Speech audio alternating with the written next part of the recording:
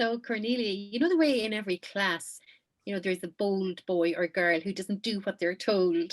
So our group was a little bit just like that, okay? So we I don't really know if we addressed the actual specific questions, but we had a very good and interesting conversation. Okay, yeah. And so Jackie wrote the notes. So maybe Jackie, would you like to just outline the gist of our conversation, please? Pip, Bruce Ferguson has a line. She says, sometimes we just go feral. And Marie uses that too. So I would think that our group went feral. Or you could look at it another way, and they're obviously an abstract concrete group that gets off on whatever they want to talk about and think about, and damn the questions. So I won't go through what I've written, but I think I can kind of summarize.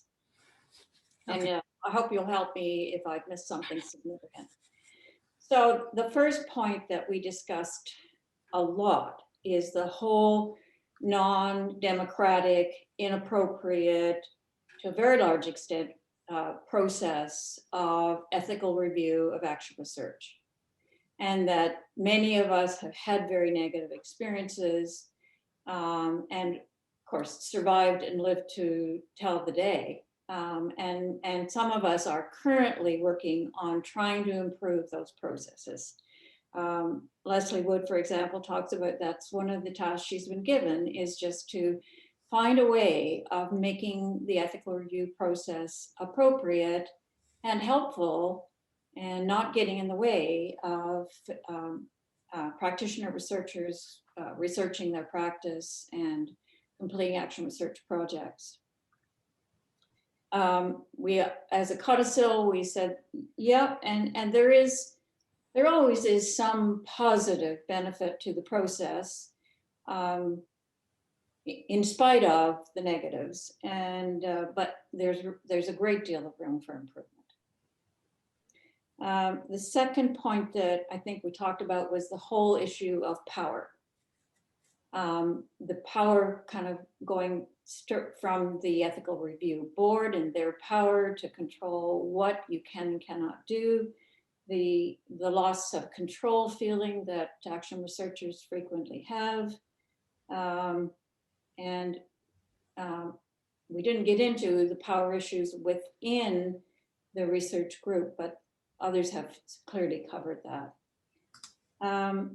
The third point was this whole issue of the effect or the implications of the action research over a long period of time, and where people leave institutions or do not complete the research or lose some kind of impact on the research, and how does that what implications are that for the researchers and the participants over time. And the fourth point that I think we made was the significance of values as ethical review processes. That if we articulate clearly what our values are and use them as explanatory principles in explaining the nature of our influence in ourselves, others, and the social formations, that in many ways we are building that into the kind of research we're doing. So please help me. That's kind of a quick overview.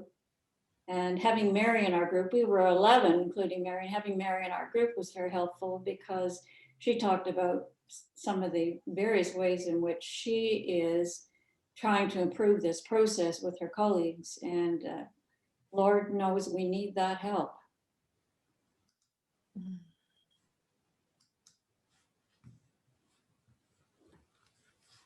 That's great, Jackie. I think that covered a lot of the ground we galloped around. Thank you. Does anybody else in the group want to shout anything now that we felt that we missed out on there? I think that was pretty comprehensive anyway, Jackie. Thank you. For her Okay. then. And can you show our page there, please? Okay, yeah. Let's see.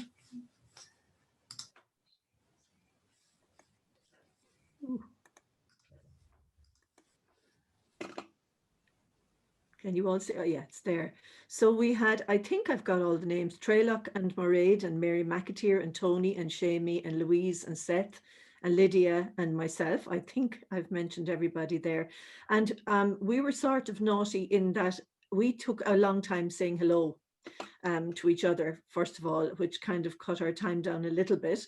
And we didn't get on to the questions in 1, 2, 3 order, but some of the second question was addressed in the first section. So Shamie kicked off because he was going to leave, he couldn't stay, and he said it was a really interesting question, and he thought about, he looked at this word define, how would we define vulnerable populations? And he said, is it a define or is it a case of deciding? And sometimes we decide who vulnerable people are. And he used the example, here in Ireland, we have DEIS schools, designated disadvantaged schools, and that, you know, we often use labels and I suppose categories like that to say who is vulnerable and who is not. So then Mairead came in with, she returned to the idea of good intentions. And please, any of my group, kick in if I'm not representing you properly here. And she said, we decide, for example, that we're going to improve things, but how can we be sure that we're improving things for participants, and how do we engage in dialogue around these issues and accurately reflect and respond to the situation as it is experienced by the participants? Which is a really, you know, we could ponder on that for a long time. Mary McAteer talked about how at the beginning of the NEARIMeet, Tony and herself put some input into the chat box about who decides who's vulnerable. And she spoke about a colleague who was a lecturer in teacher ed, and she was looking at the lived experiences of her students and looked at how she could support them. It was a really collaborative piece of work. She wrote a paper and invited them all to comment and see if it reflected their work and if they felt their voices were reflected properly. And they were a little bit peeved about being anonymized because it was their work and they had collaborated and they felt they needed to be named. But they were young and they were students, and she reflected from her experience that some of their stories of their practice were exposing them when they talked about being so stressed that they cried all night, or that they were rubbish at managing classrooms, and it could come back to haunt them years later. So she had a long conversation with them, and she realized there was a lack of knowledge as to where the paper could possibly end up, and that lack of knowledge made them vulnerable. And they worked with her, which is something you said in the first group. They created their own pseudonyms, so there was a kind of a happy ending to it, but it certainly does raise a lot of questions. And Tony spoke about his work prior to going into Maynooth, when he was working with very young children. He was also saying that one of his students was teaching junior infants, which is reception year in Ireland. It's generally 4 to 5 years of age, or when they begin school. And the particular student was teaching these very young children, and the children's work was being displayed, and one of the children was outraged that they weren't named. So he felt there was a parallel there with Mary Bryden Miller's co-researchers, when it was to do with a product or a piece of work that wasn't being accurately I suppose identified, or the ownership of it wasn't being identified. And sometimes he said the Research Ethics Committee seems to contradict what the researchers, the values of the Research Ethics Committee seems to contradict what the researchers' values are. And in that case, in that particular instance, a compromise was reached where the students shared the work in the staff room and named the children because they would all be known in the school. But still, it still did raise this issue about a conflict between ethics theory and the practice of enacting that ethics. Lydia said that she could really empathize and identify with that she felt it hit the nail on the head. Her pupils are very young, between ages of 3 and 5, and that they're familiar with being asked their permission. So this whole idea of documentation and getting permission is quite normal for them. And she is talking about that she's writing a book. That's how she's framing her research for them. And when she asked them, can their work be used in her book, she could see how proud they were by their body language, etc. But she can also see how vulnerable they are. And she gave us an insight into one child posing, pretending to be a baby, who was very clear that she did not want to be photographed. So she said they do have an awareness of their vulnerabilities, but it's limited. And I suppose it's up to us and parents to be very sure around these issues. And then Seth is researching with young children and is working with Asian culture. And he said that you don't seem to need the consent as much, but what will happen when this child is older and is 18, and that within the Asian culture, there isn't always a clear boundary between the research and the ethics. In fact, it's very, very easy to get the consent. And the awareness of GDPR isn't there, and there wouldn't be really an awareness around getting consent from the child as a co-researcher. Rather, there's getting permission from parents. Louise talked about making decisions as researchers as to who's vulnerable. Do we have the right? And even if we're not using data directly, we still need to show a duty of care. And she said, you know, as a researcher, I seem to be focusing on me, and we need to be aware of this and keep reminding ourselves that, and in her case, her co-participants are human, but also she's working within the outdoors and the natural world, and being aware of the need for care for the environment as well. And Mairead referred back to Mary McAteer and talked about that she had a question about this idea of mapping the power relationships. Mary spoke about, yeah, there's a safe space while we're doing the research maybe, but what happens afterwards?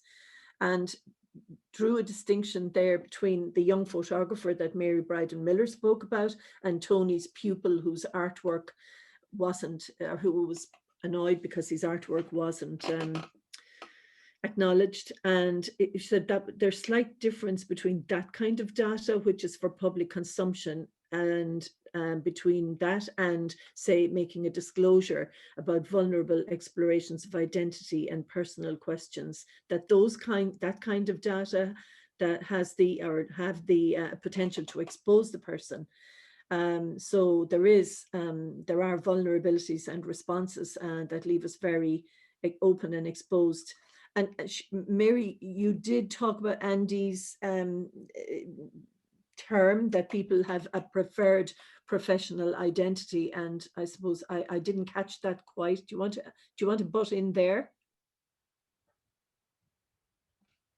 Just very briefly, Andy Convery has a paper. I'll see if before the end of the session I can find a reference to it.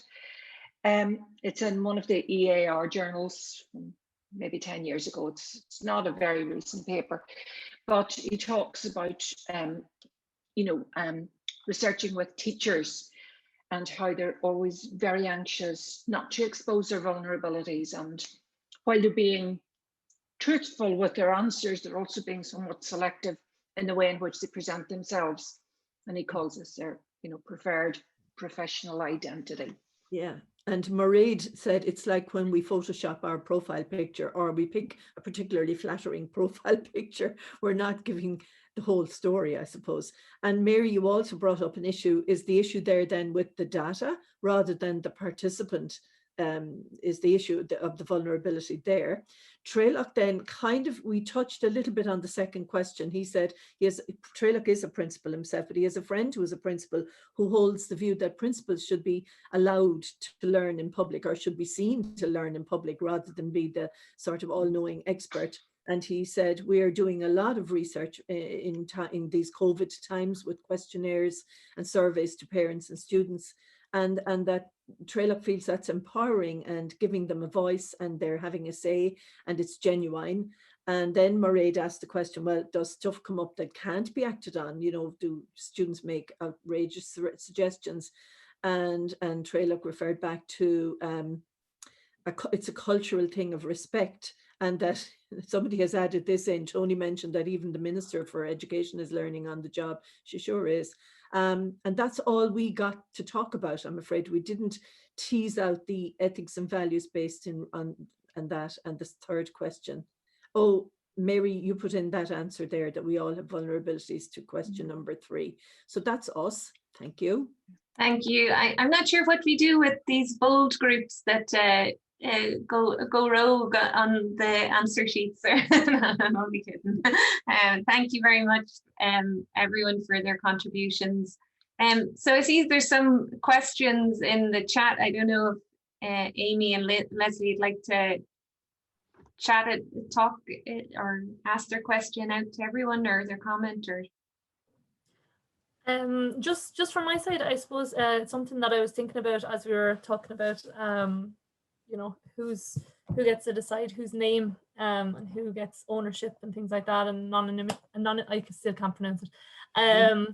But one of the young people's in the study, he said to me recently, I was doing member checks and following up, and he said, will I be a co-author?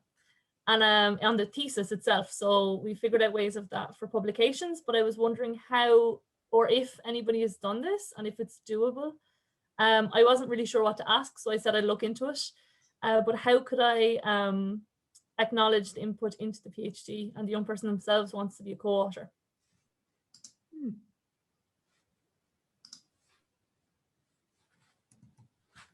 I think that goes in the acknowledgements, and it certainly is within the thesis itself in terms of the people who were engaged in the process. I have not heard of a participant being a co-author. It might be a dangerous road to go down. Well, yeah, unless they've actually really co-authored all your work and everything. I think yeah, the title co-author might be a bit too ambitious, is it? Or yeah. One of my PhD students, his participants insisted on having their real names, and so he used them. And this was after he got ethics approval, but ethics never came back. And yeah, I've written in the chat there other things he did to acknowledge them. And I think it's important also that out of this study, they also got other benefits in terms of, some of them were then employed at the, you know, at the university in that as researchers, and they carried on. So, you know, I think it's only ethical that people get something out of it. But with children, it's a different story. The ethics board's very wary when it comes to kids.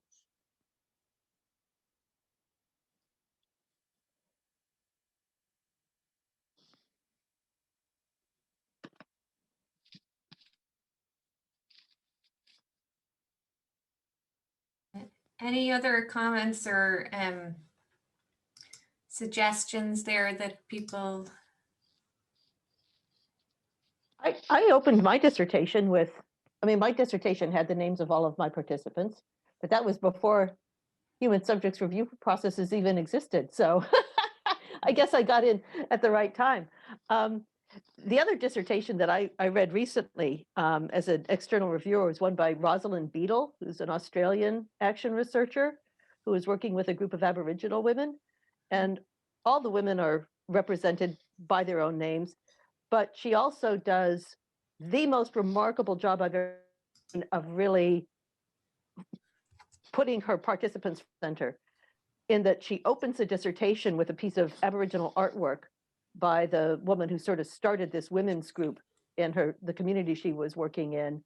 And then the story of their project is in their language. And then the story of their project is in English. And then she begins the dissertation. And I just think it's one of the most remarkable pieces of work I've ever seen. Yeah, thank you. So, and